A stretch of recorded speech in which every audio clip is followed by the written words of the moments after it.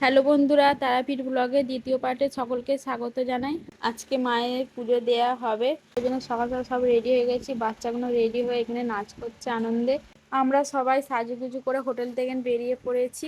কালকে আমরা এসে মাকে দর্শন করেছিলাম আর আজকে আমরা পুজো দেব।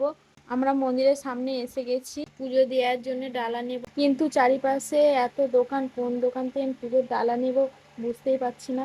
ওই দেখো বন্ধুরা, মায়ের মন্দির। পুজো দেওয়ার জন্য ডালা নেওয়া হয়ে গেছে, এই যে ভাইপো মাথায় করে নিয়ে যাচ্ছে মন্দিরের দিকে। আমরা এগিয়ে যাচ্ছি পুজো দেওয়ার জন্য। আজকে আমরা লাইনে দাঁড়াবো না, কালকে মাকে দর্শন করেছি, আজকে এই যে বাইরে থেকে পুজো দেব। আমরা ভেবেছিলাম যে মন্দিরের সামনে ভিডিও করতে দেয়া হবে না, কিন্তু দেখছি ভিডিও করতে দেয়া হচ্ছে, এই জন্য আমরাও ভিডিও করলাম।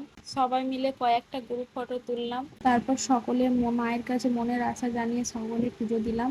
দেখো বন্ধুরা, কত মায়ের ভক্ত এসেছে দূর দূরান্ত থেকে মনের আশা নিয়ে, এবং তোমরাও এসো।